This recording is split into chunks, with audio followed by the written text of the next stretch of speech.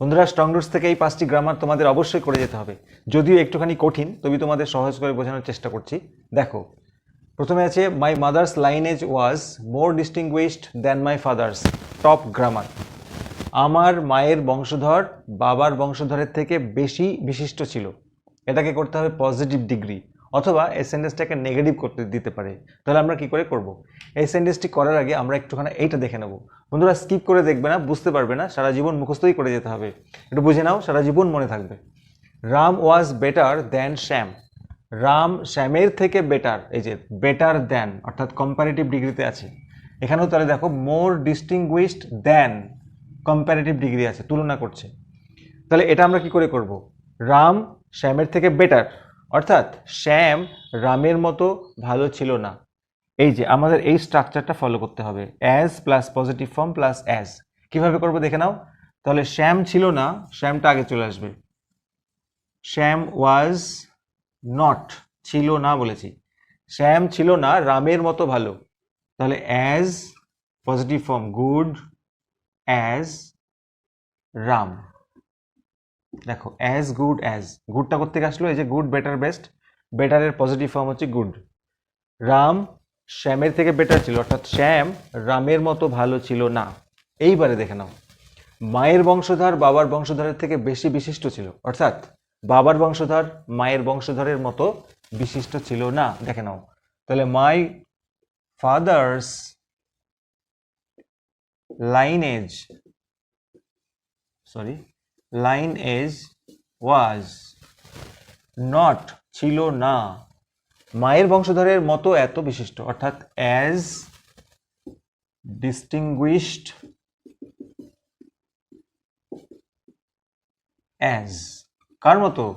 My mother's, আমার মায়ের বংশধরের মতো।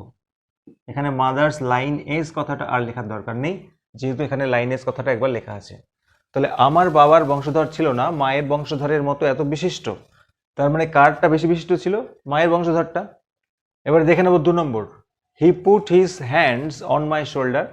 সে তার হাত আমার কাঁধে রাখলো, and looked straight into my eyes, এবং সোজা আমার চোখের দিকে তাকালো। করতে হবে সিম্পল সেন্টেন্স, এটা খুব ইম্পর্ট্যান্ট একটা গ্রামার। দেখো, একজন সাবজেক্ট, একজন বক্তা পরপর দুটো কাজ করছে। প্রথমে তার হাত রাখলো আমার কাঁধে, তারপরে দেখলো, দুটো ভার্ব রয়েছে। যখন এক ব্যক্তি পরপর দুটো কাজ করে, সিম্পল করার সময় প্রেজেন্ট পার্টিসিপল করে করতে হয়। সেটা কিভাবে দেখে নাও। প্রথম যে ভার্ব আছে সেই ভার্বের সাথে আইএনজি যোগ করে। তাহলে আমার কাঁধে হাত রেখে, তাহলে আমরা কি করে করব? Put plus ING, putting his hands on my shoulder, যেমন আছে তেমন। অর্থাৎ আমার কাঁধে হাত রাখিয়া কে কি করলো? সে, এই সাবজেক্টটা এখানে চলে আসবে। হি লুকড, তারপরে যা আছে তাই, লুকড স্ট্রেট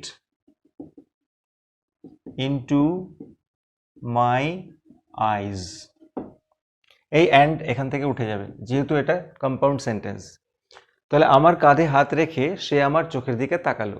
তাহলে প্রথম কোন কাজটা করলো? সে আমার কাঁধে হাত রাখলো, তারপরে সে চোখের দিকে তাকালো। যদি এটাকে স্প্লিট করতে দেয়, দুটো আলাদা সিম্পল সেন্টেন্স করতে দেয়, তাহলে কি করবে?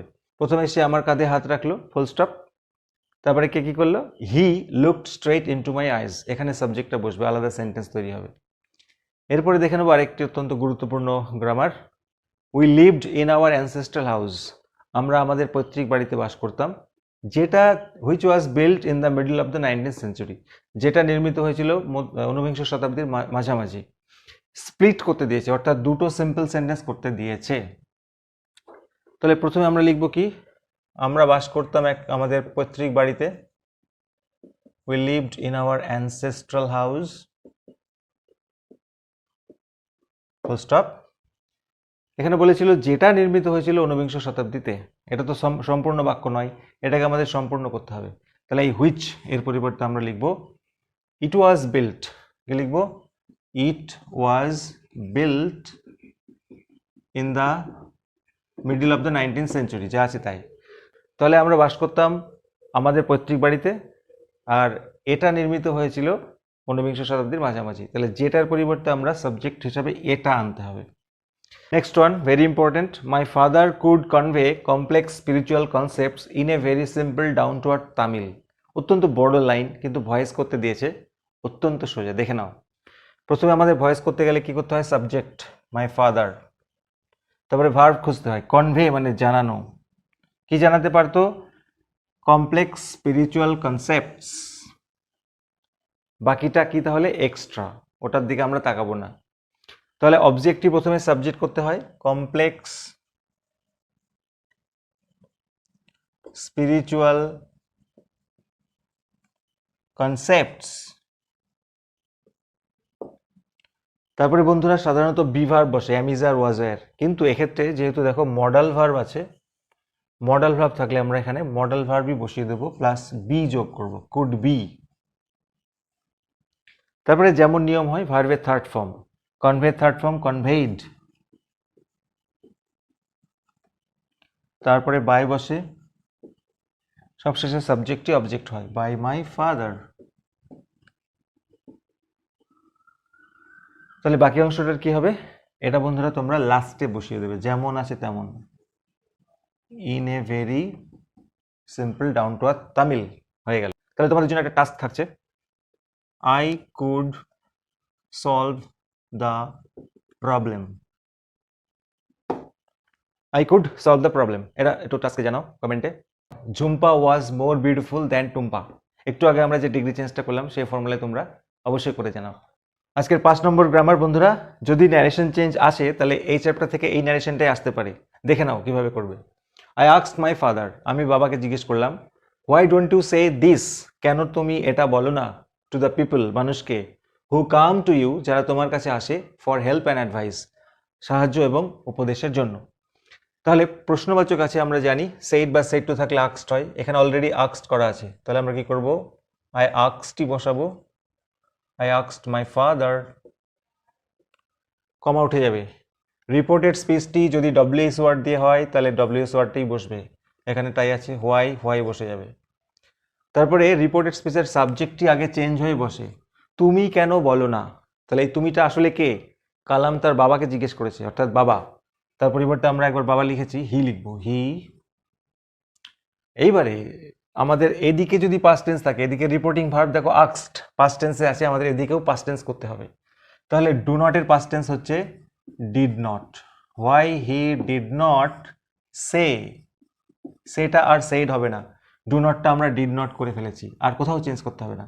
হি ডিড নট সে দিস থাকলে কি হয় বন্ধুরা? দ্যাট। তারপরে টু দ্য পিপল হু, আচ্ছা এবার কাম আছে, এখানে আমরা কেম করে দেবো, যেহেতু এদিকে পাস্ট আছে এদিকেও পাস্ট করব। হু কেম টু ইউ, ইউ মানে কার কাছে? তোমার কাছে, অর্থাৎ বাবার কাছে, অর্থাৎ তার পরিবর্তে আমরা লিখবো তার কাছে, হিম। হু কেম টু হিম কি জন্য? ফর হেল্প অ্যান্ড অ্যাডভাইস, বাকিটা বসে যাবে। তাহলে অ্যান্সারটা কি হলো? আই আস্কড মাই ফাদার, আমি বাবাকে জিজ্ঞেস করলাম কেন তিনি বলেন না সেটা লোকজনকে যারা তার কাছে আসতেন সাহায্যের জন্য এবং অ্যাডভাইসের জন্য। তাহলে এই পাঁচটা অবশ্যই ভালো করে করবে তোমরা, এবং পার্ট 1 ভিডিওতে আমি বাকি ইম্পর্টেন্ট গ্রামারগুলো অলরেডি দিয়ে দিয়েছি, তোমরা অবশ্যই ডেসক্রিপশন বক্স চেক করে দেখে নিও। Thank you very much for watching this video, দেখা হবে নেক্সট ভিডিওতে।